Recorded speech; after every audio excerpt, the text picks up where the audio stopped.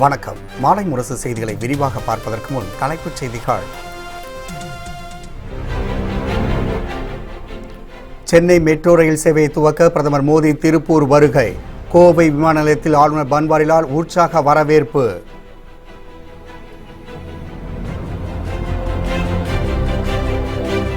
மோடி வருகை எதிர்த்து கருப்பு கொடி போராட்டத்தில் ஈடுபட்ட வைகோ உள்ளிட்டோர் கைது. வட மாநிலங்களைப் போல தமிழகத்திலும் வகுப்பு மோதல்கள் ஏற்படுத்த முயற்சித்து வருவதாக குற்றச்சாட்டு.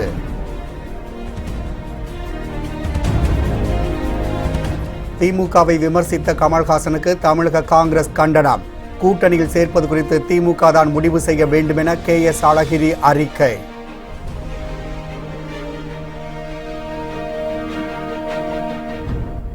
விவசாயிகளுக்கு 6000 ரூபாய் நிதி உதவி அளிக்கும் திட்டத்தை செயல்படுத்த அரசாணை வெளியீடு. 13 IAS அதிகாரிகள் கொண்ட குழுவை நியமித்து தமிழக அரசு உத்தரவு.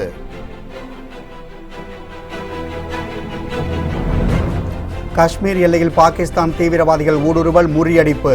பாதுகாப்பு படையினர் நடத்திய அதிரடி தாக்குதலில் 5 பேர் சுட்டுக் கொலை. திருப்பூரில் காணொலி காட்சி மூலம் சென்னை DMS வண்ணாரப்பேட்டை இடையிலான மெட்ரோ ரயில் சேவையை பிரதமர் மற்றும் முதலமைச்சர் இன்று கூட்டாக தொடக்கி வைக்கின்றனர். திருப்பூர் மாவட்டம் பெருமாநல்லூர் பகுதியில் இன்று பிரதமர் மோடி பங்கேற்க உள்ள பொதுக்கூட்டம் மற்றும் நலத்திட்ட பணிகள் வழங்கும் விழாவுக்கான ஏற்பாடுகள் தீவிரமாக நடைபெற்று வருகின்றன. முதலமைச்சர் எடப்பாடி பழனிசாமி, துணை முதலமைச்சர் O பன்னீர்செல்வம் மற்றும் அமைச்சர்கள் பங்கேற்கும் விழாவில் பல்வேறு நலத்திட்ட பணிகளை பிரதமர் மோடி துவக்கி வைக்கிறார். மேலும் சென்னை DMS வண்ணாரப்பேட்டை இடையிலான மெட்ரோ ரயில் சேவையை பிரதமர் மோடியும் முதலமைச்சர் பழனிசாமியும் கூட்டாக காணொலி காட்சி மூலம் தொடக்கி வைக்கின்றனர். இதைத் தொடர்ந்து நடைபெறும் பாஜக பொதுக்கூட்டத்தில் கலந்து கொள்ளும் பிரதமர் மோடி மக்களிடையே உரையாற்றுகிறார். ஒரே இடத்தில் பல தலைவர்கள், அரசு அதிகாரிகள் வருகை தர உள்ளதால் பாதுகாப்பு ஏற்பாடுகளும் பலப்படுத்தப்பட்டுள்ளன. 2000க்கும் மேற்பட்ட போலீசார் பாதுகாப்பு பணியில் ஈடுபடுத்தப்பட்டுள்ளனர். டெல்லி சிறப்பு பாதுகாப்பு போலீஸ் குழுவினர் வெடிகுண்டு கண்டறியும் நவீன கருவிகள் மூலம் பொதுக்கூட்டம் நடைபெறும் மைதானம் உள்ளிட்ட பகுதிகள் முழுவதையும் சோதனையிட்டு வருகின்றனர். Chennai DMS Vannarapettai metro rail சேவை இன்று முதல் துவங்க உள்ளது. சென்னை வண்ணாரப்பேட்டை DMS இடையே மெட்ரோ ரயில் திட்ட பணிகள் நிறைவுற்று சோதனை ஓட்டம் நடைபெற்றது. இந்த வழித்தடத்தில் இன்று முதல் மெட்ரோ ரயில் சேவை தொடங்குகின்றது. 10 கிலோமீட்டர் தூரத்திற்கான இந்த சேவையை பிரதமர் மோடியும் முதலமைச்சர் எடப்பாடி பழனிசாமியும் திருப்பூரிலிருந்து இன்று காணொலி காட்சி மூலம் தொடக்கி வைக்கின்றனர். மேலும் அந்த வழித்தடத்தில் 1000 விளக்கு LIC வழியாக வண்ணாரப்பேட்டை வரையிலான மெட்ரோ சுரங்கப்பாதை ரயில் நிலையங்களையும் அவர்கள் திறந்து வைக்க உள்ளனர். இதற்கான தொடக்க விழா சென்னை சென்ட்ரல் மெட்ரோ ரயில் நிலையத்தில் நடைபெறுகின்றது. DMS முதல் விமான நிலையம் வரை இருந்த சேவை தற்போது வண்ணாரப்பேட்டையிலிருந்து DMS வரையில் விரிவாக்கம் செய்யப்பட்டு பணிகளும் நிறைவு பெற்றுள்ளன. வண்ணாரப்பேட்டையிலிருந்து புறப்படும் மெட்ரோ ரயில் 40 நிமிடங்களில் விமான நிலையத்தை அடைந்துவிடும். இது சாலையில் பயணிக்கும் நேரத்தில் பாதிக்கும் குறைவானது என்பது குறிப்பிடத்தக்கது.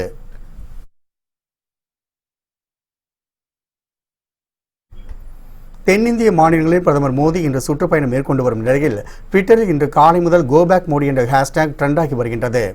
ஆந்திராவில் மோடி வருகைக்கு எதிர்ப்பு தெரிவித்து ஏராளமான போஸ்டர்களும் பேனர்களும் வைக்கப்பட்டுள்ளன. ஒரு போஸ்டரில் பொதுமக்கள் கூட்டத்தை பார்த்து மோடி தப்பித்து ஓடுவது போன்று சித்தரிக்கப்பட்டுள்ளது. கோபேக் மோடி என்ற பதிவு சமூக வலைதளங்களை தொடர்ந்து வைரலாகி வருகின்றது. இதேபோல் ஆந்திராவின் பல்வேறு இடங்களில் கருப்பு உடையணிந்து மோடி வருகைக்கு எதிர்ப்பு தெரிவித்து ஆர்ப்பாட்டங்களும் நடைபெற்றன. இந்நிலையில் ஒரு பாரத பிரதமர் வருகையை தமிழகத்தையே இப்படி கொண்டாட வைத்த பெருமை மோடியை சாரும் என ட்விட்டரில் தமிழக மக்கள் பதிவிட்டு கோபேக் மோடி ஹேஷ்டேக்கை ட்ரெண்டாக்கி வருகின்றனர்.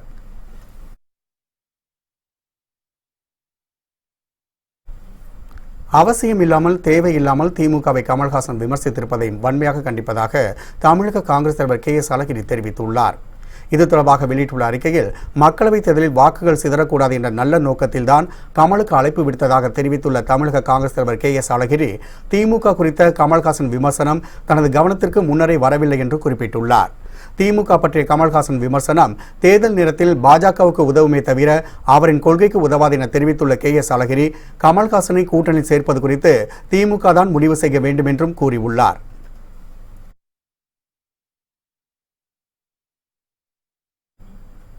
நாடாளுமன்றத்தில் தாக்கல் செய்யப்பட்ட இடைக்கால பட்ஜெட்டில் அறிவிக்கப்படி விவசாயிகளுக்கு 6000 ரூபாய் நிதி உதவி அளிக்கும் திட்டத்தை செயல்படுத்த அரசாணை வெளியிடப்பட்டுள்ளது. நாடு முழுவதும் 2 ஹெக்டேர் வரை நிலமுள்ள சிறு விவசாயிகளுக்கு 3 தவணைகளாக நிதி உதவி அளிக்கப்படும் என மத்திய அமைச்சர் பியூஷ் கோயல் அறிவித்திருந்தார். கடந்த டிசம்பர் மாதத்தை கணக்கிட்டு இத்திட்டம் செயல்படுத்தப்படும் எனவும் அவர் தெரிவித்தார். இத்திட்டத்தின் கீழ் தமிழகத்தில் 73,43,000 விவசாயிகள் பயன்பெறுவார்கள் என கணக்கிடப்பட்டுள்ளது. விவசாயிகளுக்கு நிதி உதவி வழங்கும் திட்டத்தை செயல்படுத்த 13 IAS அதிகாரிகள் கொண்ட குழு நியமிக்கப்பட்டுள்ளது. வருவாய் நிர்வாக ஆணையர் சத்யகோபால் ஒருங்கிணைப்பு அதிகாரியாக செயல்படுவார் என அறிவிக்கப்பட்டுள்ளது. தலைமைச் செயலக ஒருங்கிணைப்பு அதிகாரியாக ககன்தீப் சிங் பேடி நியமிக்கப்பட்டுள்ளார். தமிழக அரசின் பல்வேறு துறைகளில் பணியாற்றும் மேலும் 13 IAS அதிகாரிகளும் இக்குழுவில் இடம்பெற்றுள்ளனர்.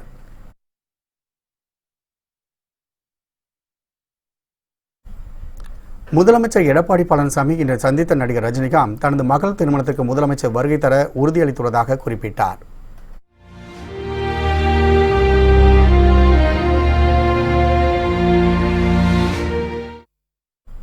நடிகர் ரஜினிகாந்தின் இரண்டாவது மகள் சௌந்தர்யாவுக்கும் தொழிலதிபர் விசாகனுக்கும் நாளை திருமணம் நடைபெறவுள்ளது. திருமண விழாவில் குடும்பத்தினர், நெருங்கிய உறவினர்கள், முக்கிய பிரமுகர்கள் மற்றும் திரைப்பிரபலங்கள் பங்கேற்க உள்ளனர். இதற்காக ரஜினிகாந்த் திருமண பத்திரிகைகள் கொடுத்து அழைப்பு விடுத்துள்ளார். அந்த வகையில் காங்கிரஸ் கட்சியின் முன்னாள் தலைவர் திருநாவுக்கரசர், விடுதலை சிறுத்தைகள் கட்சியின் தலைவர் திருமாவளவன், திமுக தலைவர் மு க ஸ்டாலின் உட்பட முக்கிய பிரமுகர்கள் பலரது வீட்டிற்கு நடிகர் ரஜினிகாந்த் நேரில் சென்று அழைப்பிதழ் வழங்கி வருகிறார். சென்னை பசுமை வழிச்சாலை உள்ள முதலமைச்சர் எடப்பாடி பழனிசாமியை அவரது வீட்டில் நடிகர் ரஜினிகாந்த் இன்று சந்தித்தார். அப்போது அவர் தனது மகள் திருமணத்தில் பங்கேற்க முதலமைச்சரிடம் அழைப்பிதழ் வழங்கினார். பின்னர் செய்தியாளர்களுக்கு பேட்டியளித்த ரஜினிகாந்த் தனது மகள் திருமணத்திற்கு வருகை தர முதலமைச்சர் உறுதியளித்ததாக குறிப்பிட்டார். முதலமைச்சர் உடனே சொல்லியிருக்காங்க. ரொம்ப நன்றி. Thank you very much. ராஜஸ்தானில் 5% இடஒதுக்கீடு கூறி குஜார் சமூகத்தினர் தொடர்ந்து 3ஆம் நாளாக போராட்டத்தில் ஈடுபட்டு வருகின்றனர். ஆர்ப்பாட்டக்காரர்கள் வாகனங்களை மறித்து தீயிட்டு கொளுத்துவதால் அங்கு பதற்றம் ஏற்பட்டுள்ளது. கல்வி மற்றும் வேலைவாய்ப்புகளில் 5% இடஒதுக்கீடு கோரி குஜார் சமூகத்தினர் ராஜஸ்தான் மாநிலத்தில் போராட்டம் நடத்தி வருகின்றனர். பொருளாதார ரீதியில் பின்தங்கியவர்களுக்கு 10% இடஒதுக்கீடு சட்டம் நாடாளுமன்றத்தில் நிறைவேறியதைத் தொடர்ந்து குஜார் சமூகத்தினர் மீண்டும் தங்களது போராட்டத்தை தீவிரப்படுத்தியுள்ளனர். 3ஆவது நாளாக நடைபெற்று வரும் ரயில் மறியலால் பல்வேறு பகுதிகளில் ரயில் சேவை முற்றிலும் தடைபட்டுள்ளது. ஆர்ப்பாட்டக்காரர்கள் சிலர் இடங்களை வாகனங்களை மறித்து தீ வைத்து கொளுத்தியதால் அங்கு பதற்றம் நிலவுகின்றது.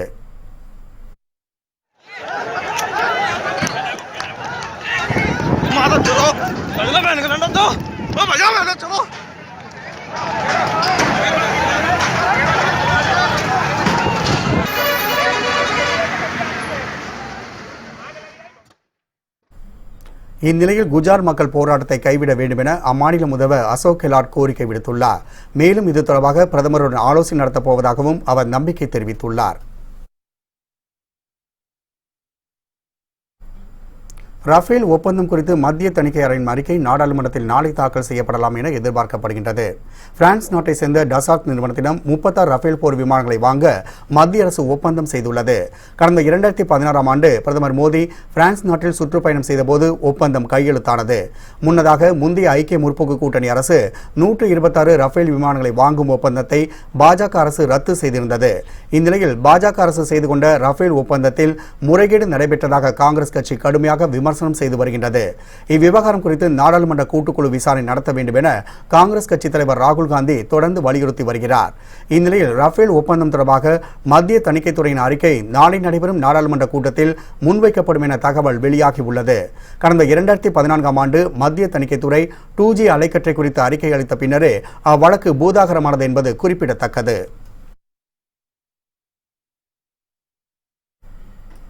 காஷ்மீரில் இந்திய எல்லைப்பகுதியில் ஊடுருவ முயன்ற பாகிஸ்தான் தீவிரவாதிகள் 5 பேர் பாதுகாப்பு படையினரால் சுட்டுக் கொல்லப்பட்டனர்.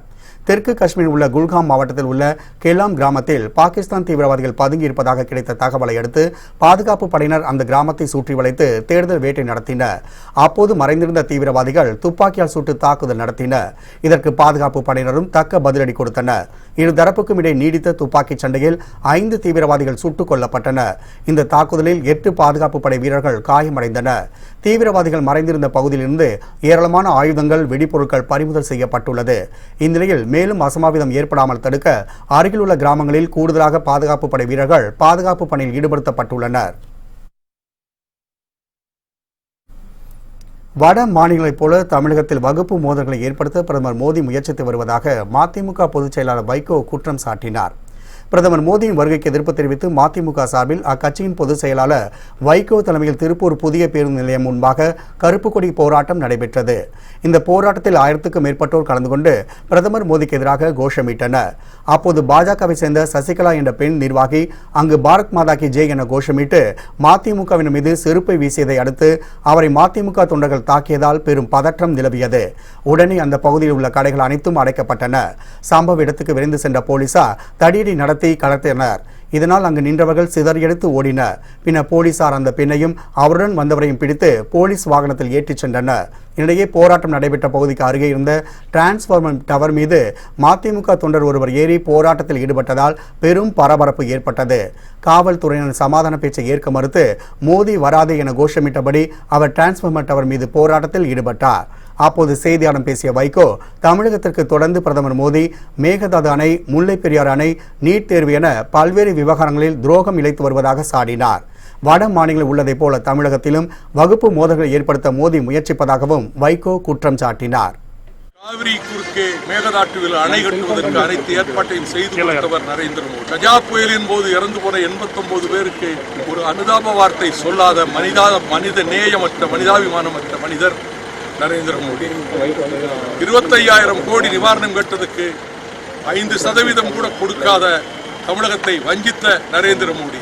நரேந்திர மோடி தமிழ்நாட்டுக்குள் நுழைய யோக்கியதை கிடையாது, அருகதை கிடையாது என்பதை எடுத்துக்காட்டவும் அமைதி வழியில், அறவழியில் நாங்கள் இங்கே அறப்போர் நடத்தினோம்.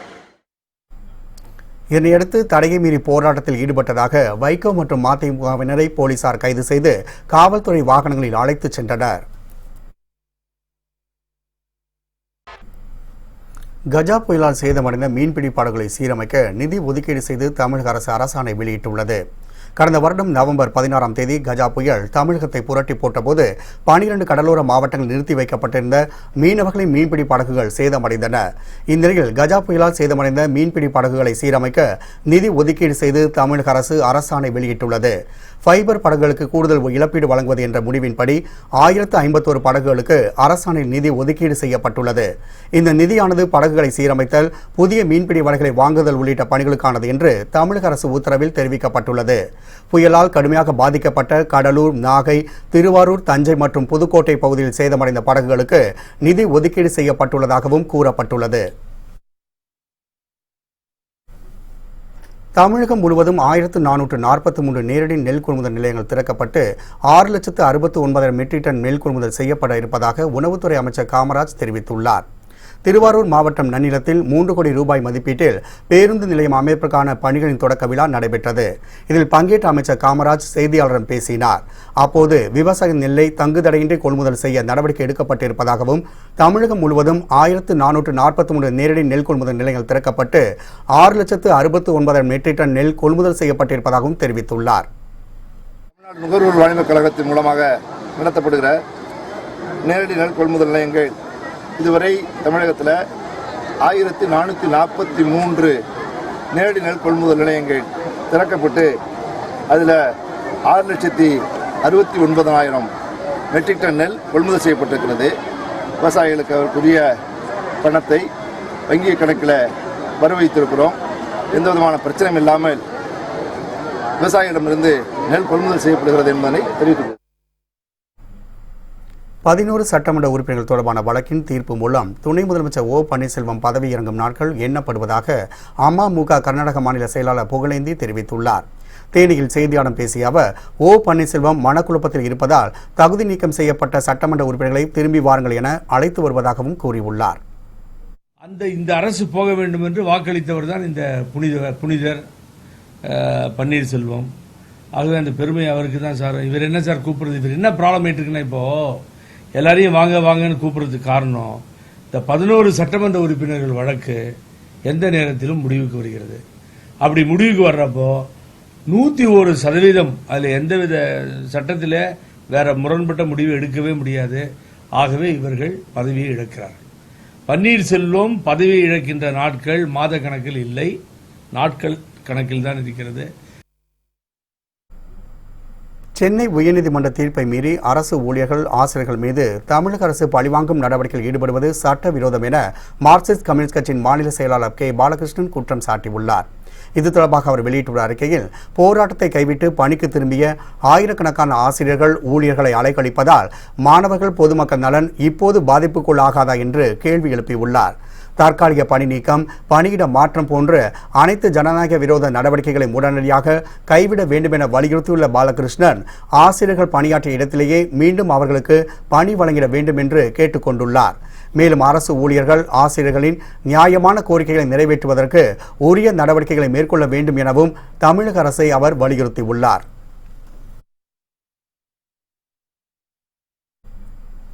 சின்னத்திரை இயக்குநர்களுக்கு ஊதியம் நிர்ணயிக்க வேண்டும் என்பதை வலியுறுத்தி சென்னையில் உண்ணாவிரத போராட்டம் நடைபெற்று வருகின்றது. சென்னை சேப்பாக்கம் விருந்தினர் மாளிகை அருகில் சின்னத்திரை இயக்குநர் சங்கத்தினர் உண்ணாவிரதம் இருந்து வருகின்றனர். சின்னத்திரை இயக்குநர்களுக்கு ஊதியம் நிர்ணயிக்க வேண்டும் என வலியுறுத்தி சின்னத்திரை இணை, துணை, உதவி இயக்குநர்கள் போராட்டம் நடத்தி வருகின்றனர். இந்த போராட்டத்தை இயக்குநர் பாக்கியராஜ் துவக்கி வைத்தார். பின்னர் செய்தியாளர்களை சந்தித்து பேசிய அவர், இயக்குநர்களுக்கு ஊதியம் நிர்ணயிக்க வேண்டும் என்றும் இது தொடர்பாக அவர்களை அழைத்து பேச்சுவார்த்தை நடத்த வேண்டும் என்றும் வலியுறுத்தினார். எல்லாத்துலேயுமே ஒரு சம்பளம் வந்து குறைந்தபட்சம் இந்த ஊதியம் அப்படிங்கிறது எல்லாத்தையும் இருக்கு தீர்மானம் பண்ணியிருக்காங்க. அதனால அசிஸ்டன்ட் டைரக்டர்களுக்கும் அது சின்ன தெரியல அது வந்துட்டா ரொம்ப நல்லா இருக்கும். இப்போ 2 பேர்த்துக்குள்ள பேசி ஒரு முடிவு வரதுக்கு சான்ஸ் இருக்கும். அதை விட்டு போட்டு வேற மாதிரி சொன்னாங்கன்னா நான் கொடுக்குறத வாங்கிக்கோ அப்படிங்கிறதோ அல்லது இல்லை இது எப்படி முடிவு பண்ணுறதுன்னு எனக்கு தெரியல அப்படிங்கிறது வந்து அது கரெக்டான இல்லை. பேராசிரியர் பாடம் நடத்துவதை கேலியாக சித்தரித்த வீடியோ வெளியிட்ட சேலம் அரசு கல்லூரி மாணவர்கள் 3 பேர் சஸ்பெண்ட் செய்யப்பட்டுள்ளனர். சேலம் அரசு கல்லூரியில் பேராசிரியர் ஒருவர் பாடம் நடத்துவதை செல்போனில் வீடியோவாக பதிவு செய்த மாணவர்கள் அதை வடிவேலுவின் ஊத்தாப்பம் நகைச்சுவை காட்சியின் ஆடியோவுடன் இணைத்து சமூக வலைதளங்களில் பரப்பினர். இதுகுறித்து கல்லூரி முதல்வரிடம் புகார் கொடுக்கப்பட்டது. புகாரை அடுத்து இந்த செயலில் ஈடுபட்ட தமிழ் துறையை சேர்ந்த மாணவர்கள் 3 பேரை 1 மாதத்திற்கு கல்லூரி நிர்வாகம் சஸ்பெண்ட் செய்துள்ளது.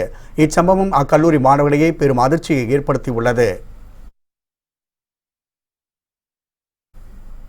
சென்னையில் பிரபல மருத்துவமனைக்கு சப்ளை செய்யப்படும் இன்சுலின் மருந்துகளை திருடிய 3 பேரை போலீசார் கைது செய்தனர். சென்னை மற்றும் தமிழகம் முழுவதும் உள்ள பல்வேறு மருத்துவமனைகளுக்கு சென்னை மயிலாப்பூரை சேர்ந்த தனியார் நிறுவனம் மூலம் மருந்துகள் சப்ளை செய்யப்படுகின்றது. இடையே சென்னையை சேர்ந்த பிரபல மருத்துவமனைக்கு சப்ளை செய்யப்படும் இன்சுலின் அளவு குறைவாக இருப்பதாக குற்றச்சாட்டு எழுந்தது. இதையடுத்து அந்த மருந்து சப்ளை செய்யும் நிறுவனம் போலீசில் புகார் அளித்தது. இந்நிலையில் போலீசார் மேற்கொண்ட விசாரணையில் பிரபல மருத்துவமனைக்கு சப்ளை செய்யப்படும் இன்சுலின்களை வெங்கடேஷ்குமார் என்ற இளைஞர் திருடியது தெரிய வந்தது. இச்சம்பவத்தில் ஈடுபட்ட வெங்கடேஷ்குமார் உட்பட 3 பேரை போலீசார் கைது செய்தனர். உடுமலை அருகே கண்ணாடிப்புத்தூரில் கரும்பு காட்டில் 10வது நாளாக முகாமிட்டுள்ள சின்னத்தம்பி காட்டு யானை விரட்டும் முயற்சி தோல்வியடைந்தது. திருப்பூர் மாவட்டம் உடுமலை அடுத்த கண்ணாடிப்புத்தூர் பகுதியில் 10 நாட்களாக சின்னத்தம்பி யானை சுற்றி வருகின்றது. கடந்த வாரம் டாப் ஸ்லிப் மலைக்கு அனுப்பிய நிலையில் மீண்டும் குடியிருப்பு பகுதிக்குள் நுழைந்துள்ளது. சின்னத்தம்பியை விரட்ட கூட்டி வரப்பட்ட கும்கி யானைக்கு உடல்நலம் சரியில்லாததால் டாப் ஸ்லிப் மலைக்கு திருப்பி அனுப்பப்பட்டது. கரும்பு காட்டில் புகுந்த சின்னத்தம்பி வெளியில் வராமல் இருந்ததால் வனப்பகுதிக்கு விரட்டும் பணியில் தொய்வு ஏற்பட்டது. சின்னத்தம்பியை கும்கி யானைகளை வைத்து துரத்தும் பணியில் தொடர்ந்து வனத்துறையினருக்கு ஏமாற்றமே மிஞ்சியது. இணைத்து மாரியப்பன் என்ற கும்கி யானைக்கும் சின்னத்தம்பிக்கும் இடையே சண்டை நடந்ததாகவும் மாரியப்பன் டாப் ஸ்லிப் முகாமுக்கு அனுப்பப்பட்டதாகவும் வனத்துறையினர் தெரிவித்துள்ளனர். அந்த யானையை வந்து எங்க இப்ப தோட்டத்தெல்லாம் கொஞ்சம் சேதம் பண்ணிட்டே இருக்குங்க. அந்த 2 இப்போ புதுசாக வந்திருக்க கும்கி யானை வந்து அதை விரட்டலாங்கிற உள்ள போறப்ப அந்த சின்னத்தம்பி வந்து உள்ள போய்க்கிறாரு. அப்போ வந்து அந்த யானையை துரத்த முடியாமல் வெளியே வரனால ரொம்ப லேட் ஆகிட்டே இருக்கு. கொஞ்சம் அரசு வந்து கொஞ்சம் சீக்கிரமாக அந்த யானையை வந்து விரட்டிட்டு அங்கிட்டு போனால் இந்த மக்கள் வந்து தோட்டங்கள்லாம் கொஞ்சம் பாதிப்பு இல்லாமல் சேதம் இல்லாமல் இருக்குங்க. தஞ்சாவூர் அருகே நடைபெற்ற ஜல்லிக்கட்டில் வாடிவாசல் சீறி பாய்ந்த காளைகளை மாடுபிடி வீரர்கள் பிடித்து அடக்கியதை ஏராளமான பொதுமக்கள் உற்சாகமாக கண்டு ரசித்தனர். தஞ்சாவூர் மாவட்டம் திருக்கானூர் பட்டியில் நடைபெற்ற ஜல்லிக்கட்டு போட்டியை மாநிலவை உறுப்பினர் வைத்திலிங்கம் தொடக்கி வைத்தார். இதில் மதுரை, தேனி, திருச்சி, மணப்பாறை, புதுக்கோட்டை உள்ளிட்ட மாவட்டங்களிலிருந்து 700க்கும் மேற்பட்ட காளைகளும் 300 மாடுபிடி வீரர்களும் பங்கேற்றனர். வாடிவாசலிருந்து சீறி பாய்ந்த காளைகளை உற்சாகத்துடன் காளையர்கள் அடக்கினர். இந்த ஜல்லிக்கட்டு போட்டியை ஆயிரக்கணக்கான பொதுமக்கள் உற்சாகமாக கண்டு ரசித்தனர்.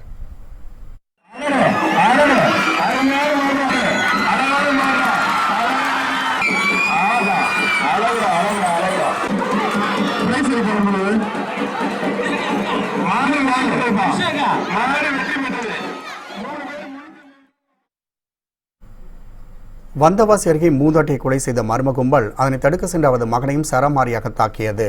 திருவண்ணாமலை மாவட்டம் வந்தவாசி அடுத்துள்ள வல்லம் கிராமத்தை சேர்ந்தவர் பலராமன். இவருக்கு 2 மனைவி மற்றும் 2 மகன்கள் உள்ளனர். இடையே கடந்த சில நாட்களுக்கு முன்பு பலராமன் காலமானார். இதனால் அவரது குடும்பத்தில் சொத்து பிரிப்பதில் தகராறு நிலவி வந்துள்ளது.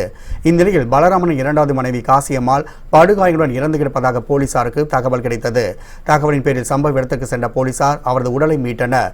அப்போது அங்கு காசியம்மாளின் மகன் ரவி என்பவரும் வெட்டுக்காயங்களுடன் இருப்பதை போலீசார் கண்டறிந்தனர். இதையடுத்து அவரை மருத்துவமனையில் அனுமதித்த போலீசார் விசாரணை மேற்கொண்டனர். அதில் காசியம்மாளை மர்ம கும்பல் ஒன்று கொலை செய்துவிட்டு தப்பி சென்றபோது அதை தடுத்ததாகவும் அப்போது அக்கும்பல் தன்னை தாக்கியதாக தெரிவித்தார். இப்புகாரின் பேரில் போலீசார் வழக்கு பதிவு செய்து விசாரணை மேற்கொண்டு வருகின்றனர்.